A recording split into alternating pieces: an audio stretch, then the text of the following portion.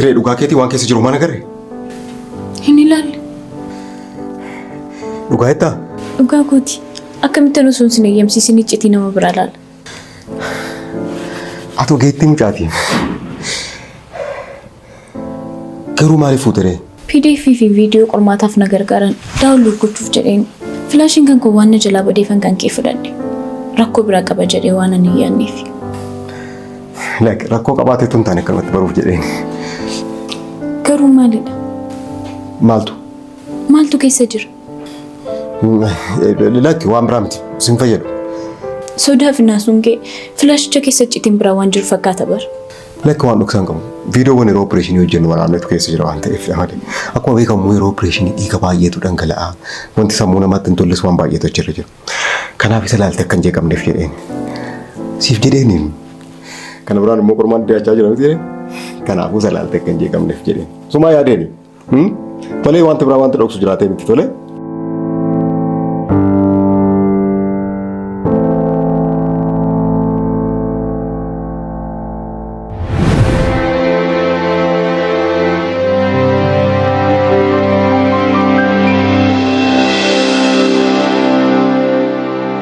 Wantichi maalidha garuu?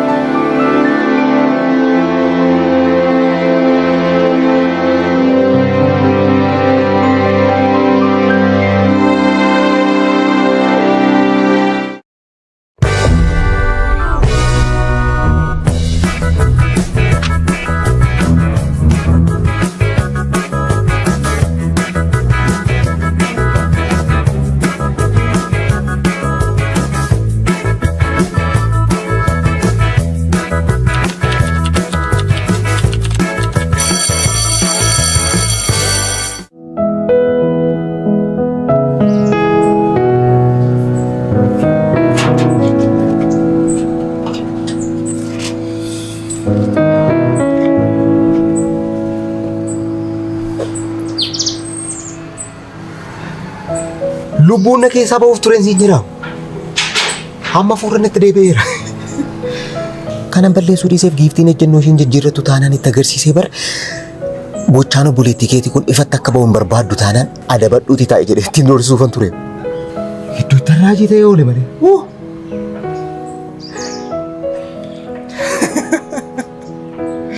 Maal faayila moo? Inni ilaaltu. Lakki shawaan naan jetteef miti. Hiree garraamummaa isheetu ishee miidhaama. Ani akkamittan otoo sin eeyyamsiisiin icciitii namaa ilaala naan jettu seetaa? Garraamii koo.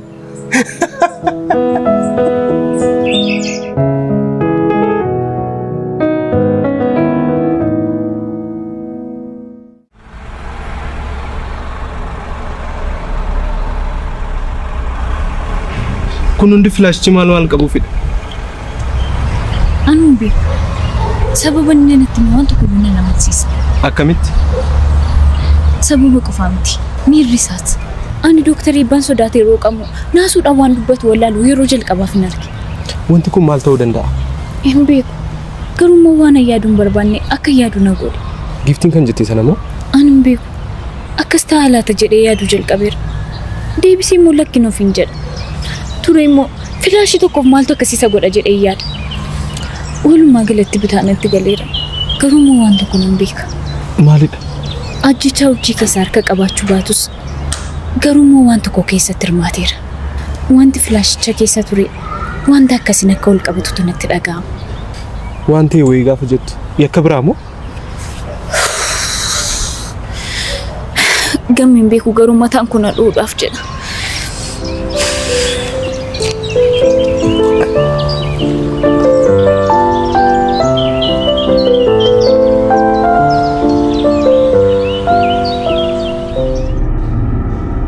Maalidha? Uffati kun kan eenyu akka ta'e beektaa? Nan beeka. Kan Firaa'ol miti? Firaa'ol maal goota? Akkuma Joorjii ajjeef ani immoo ilma kee Firaa'oliin ajjeeseera. Ta'u! Ilmoo nama ajjeestee yoo gammachuudhaan jiraachuu barbaadde cubbuun kee ilma keetiin bahe. Amma urjiidhaaf biraa ol bakka tokko jiru.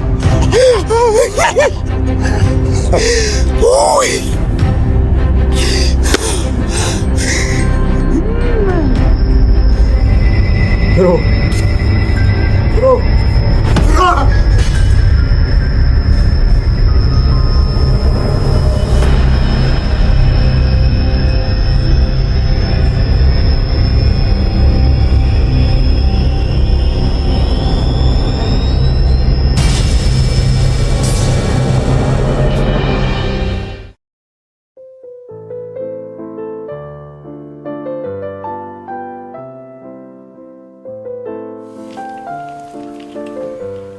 Malta temir ke sirrimti.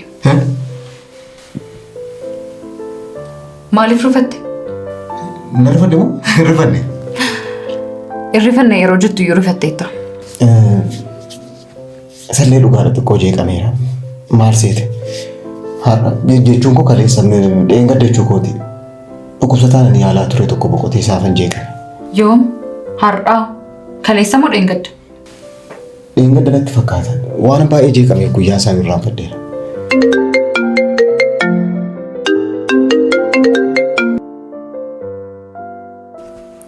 Hello. Manatti galtaniitu? Firaa'ol wajjin jirtu? Dhugaamu. Tole boodan si bilbila. Anis sin jaaladha.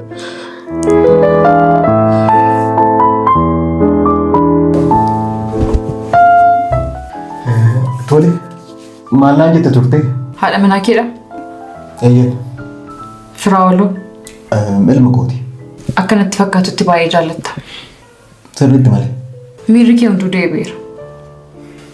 Erga isaan haasofsiistee deebiteetii dhukkubsataa yaalaa turte du'ee waan gaddite yoon fakkaatu. Gara qorannoo keessatti darbinu.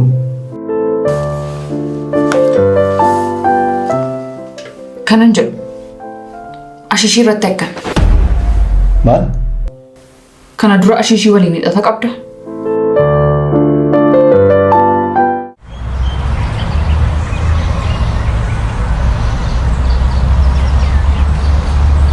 Kanaaf yoo filaashii sana argachuu qabnaa jechuudha.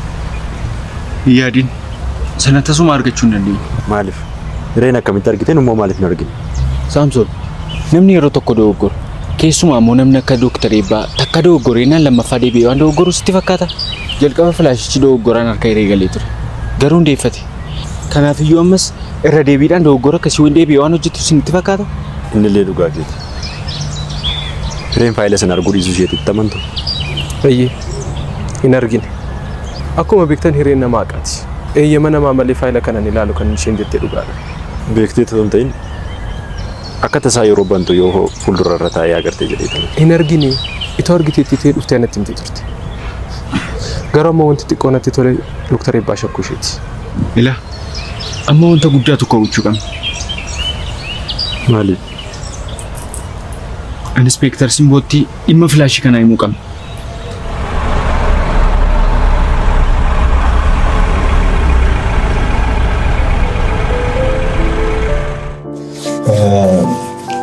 Eeyyeen al tokko lama waan ishee wajjin wal qabatu godhee beeka. Maal? Eeyyeen anoo keessa fayyaa jira. Yoo taate oo? Ashishii jechuun afaan Ingiliffaatiin diraagiidha. Diraagiin immoo qoricha. Kanaafuu yeroo dhukkubsattootaaf qoricha jechuun meedikaal diraagii wajjin walitti dhufeenya hin qaba jechuudha. Dabalataan qorichi ittiin qaama namaa hojjenis diraagiidha. Kana jechuun egaa yaalamtootaaf yeroo yaala baqaqsanii yaaluu godhuuf diraagii kanatti hin fayyadamaa jechuudha. Isa dabalaa hir'isaan oola. Akkam seete namoota hundaaf doozii wal qabachuu hin dandeessu. Warra alkoolii dhugan, warra mus tamboo aarsanii doozii isaa ol kaafta. Warra kaaniif immoo gad xiqqeessita. Walumaa galatti oolmaan koo diraagii waliin jechuudha. Inni diraagii seerawaadha. Ani kanin siin jedhee ashiishii seeraan alaadha. Karaa seeraan alaa? Ani moo? Hallatti karan goone. Maalitti gochuuf? Yoo ta'e gaariidha. Garuu maaliif na gaafatte? Yakkamaa tokkotu ashishii waliin qabamee yeroo qorannoo soogidda jedhee nu falmaa jira. tarii ashiishiif soo gidda adda baasuu dandeessa yoo ta'e akka nu gargaartuufan si gaafachaa jira. Utoo si gargaaree natti tola. Garuu beeku. Sitti namni. Yakkamaa tokko. Ati qorannoo keetiif digirii baattee yeroo dhuftu ani immoo shira kootiif PhD qabadheen dhufu taanaan dooktaree abbaa miti. Akka dhimma kana irratti na gargaartuuf. Maaloo sitti namni. Guyyaa gaarii. Siifis. Dooktar Ibba. Yeroo tokko deebii sin barbaada. Maal wanti natti himne waan ta'e jiramu?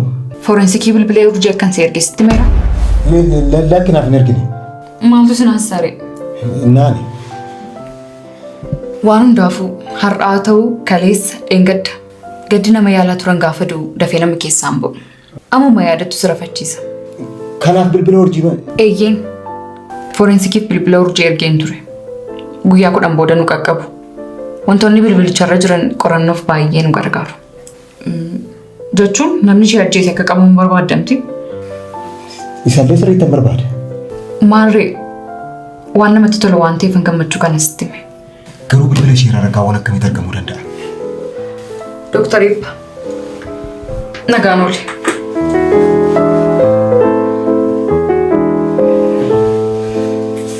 Tole, nagaan oole.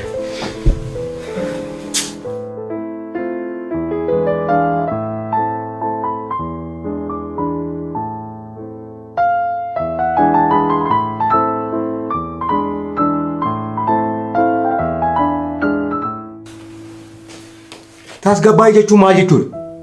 Guyyaa 10 booda bilbilli urjii qorannoo forensikiitiin dhufaa naan jettee. Kana jechuun maal jechuu akka ta'e beektaa? Hin beektu. Kana jechuun maal jechuudha? Teekistii walii ergaa turre, wanti nuti haasofne, telegiraamiidhaan wanti walii barreessine hundi fa bahee jechuudha. Viidiyoolee bilbila kootiin waraabee isa filaashiitti geeddaradheera. Inni kaan garuu inni isheen beekaatti nan hima jettee fi wanti tokko tokko kan walii barreessaa ture jiraachuu danda'a.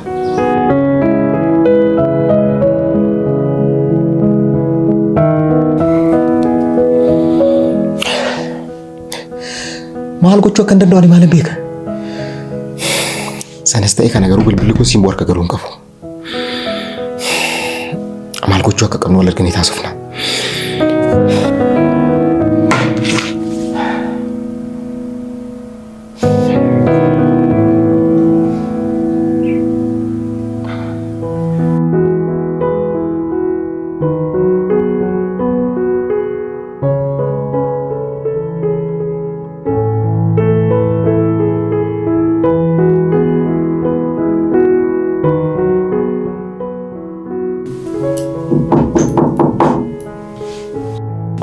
Eenyudha? Seenaa.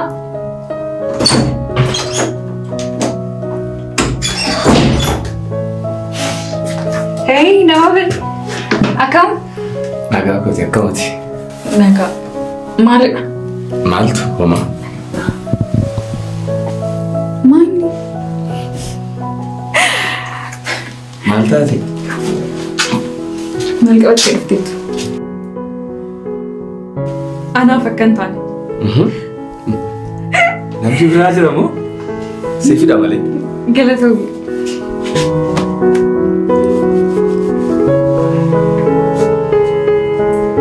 No, taa'e.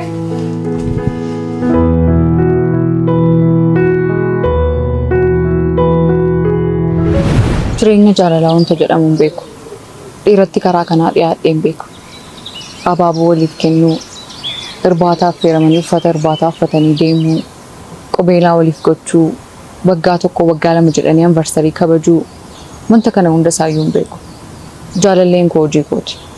Bultiin koo qorannaa kooti. Tole. Abaaboo naaf kennuu eegalteetta. Waan biraas naaf kennuuf akka hin taane. Affeeraa irbaatamu qubeelaa barbaadda. Suuta jedhi tokkichumaan qubeelaa. Affeeraa irbaata irratti waliif galteettaa jechuudha. Ani hin jenne. Hundaafuu dhiisi. Baasii malee maal buufatta? Eenyutu affeera? Dhiiratu nama affeera natti fakkaata. Innillee sirriidha. Anatu si affeera. Maarree ati na affeerran akkamittaan baasii buufadha? Akkanatti hin teettee eenyuyyuu irbaata si affeera hin beeku. Kanaafuu wandaboo affeerraa baataa irratti fatamuu qabdu jechuudha. Kanaafuu gaammayyoon sin affeerraa sin jedhee jiramti wandaboo. Wandaboo bituun kennu jechuudha. Akkas jechuu kooti. Maal seete garuu lamaan keenya assaayimentii fudhannu. Ati wandaboo ani immoo affeerraa baataa jechuudha. Yoo xiqqaate itti waliigaluu kan hin gaafattu? Itti waliigaluuf itti waliigaluu dhiisuu kee irbaata nyaachaa asuuf na jedhee. Dhugaa jettaa?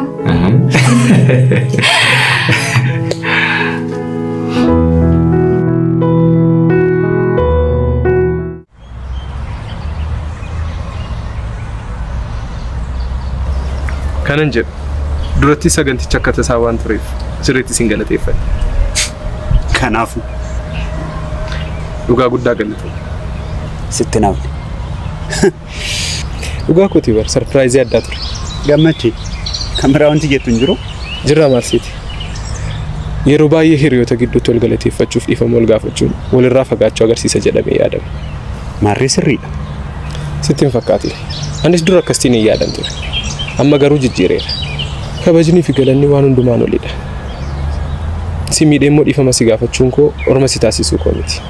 Gaarummaa naaf goote hundaaf si galateeffadhe. Firooma keenya cimsachuuf malee akka tinarraa fagaattuuf miti. Namni uumamummaan yoo balleesses yoo oolmaan oolameefis luqqisii barbaaduun isaan oola. Dhugaan jiru garuu gaarummaa keenyaafis yakka keenyaafis jechi jiru tokko qofadha. Innis immoo dhiifamaa fi galatoomiidha. Tole haa ta'u. Fudhadheera. Guyyaan sun guyyaa addaa ture. Guyyaanis Hireenis daganneetu nu yaadachiiste. Tole wanti hundumtuu haa ta'u jedheera. Garuu ati guyyaa sana maaliif dhiifama na gaafatte? Calliseen jechuun amma namni hundi dhagaa'utti sagalee ol kaastee dhiifama naan jette bara. Amma immoo calliseen jettaa? Dogoggoreen ituun hin beekin si mufachiiseen ture. Maal goote? Inni ammoo maan godhe? Si mufachiisu koo si yaadachiisu ta'a. Kanaafuu si hin fayyadu. Wanti guddaan ani dhiifama si gaafadhe atis immoo dhiifama naa gochuu keeti. Isas yoo ta'e dhiifama na gaafatte malee ani dhiifama siif hin goone bara. Wanta balleessite waan ani hin beekneef dhiifama siif hin godhu. Waan ani si mufachiise waan hin beekneef rakkoo hin qabu.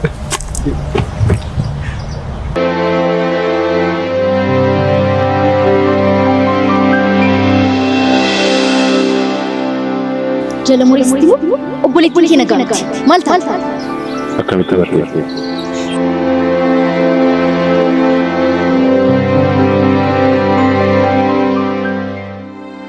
Kan kanan jedhu yeroo darbe doktoree bakka wayita akka beekamatti beeksisan. Heeyyeen maal? Eessatti beeku? Isaa wajjin walitti dhufeenya kamii? Gaaffii kana siif hin deebisu. Maali? Ani gaaffii kana yeroo meeqa gaafas gaafadhu? Bira darbe. Kanaaf yaaluu na baachuu kee? Yoo ati natti himte anis si gaafa.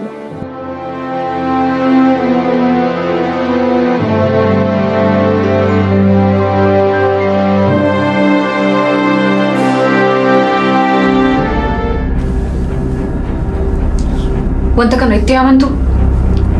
Hireetu gammeetti. Filaashicha keessa maaltu jira? Akkuma duratti sitti himne Hireen. Isa dhagee. Kun waan sababa hin taanedha. Kan akkana mana eegdanii? Sababni biraan jiraachuu danda'a. Isa akkamitti beekuu dandeenya? Inspektar, haalli isaa gatii nu shakkisiiseef akka ragaatti si fayyaduu danda'a inni kan sitti himne. Tolee gaarii. Yeroo keessaniif galatoomaa. Waan biraa yoo dhageessan natti hin dagatinaa. Amma deemuu dandeessu.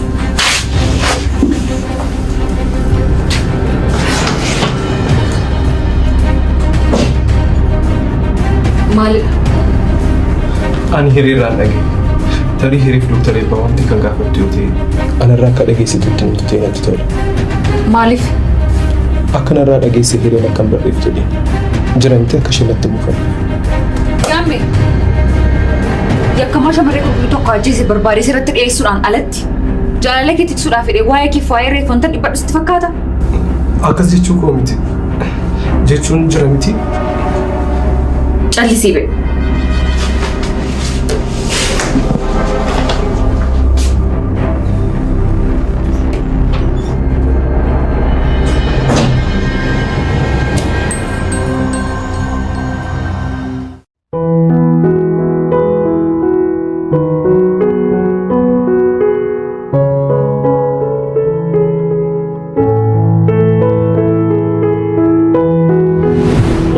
Ani Romeenii kee amma haadha ijoollee lamaati.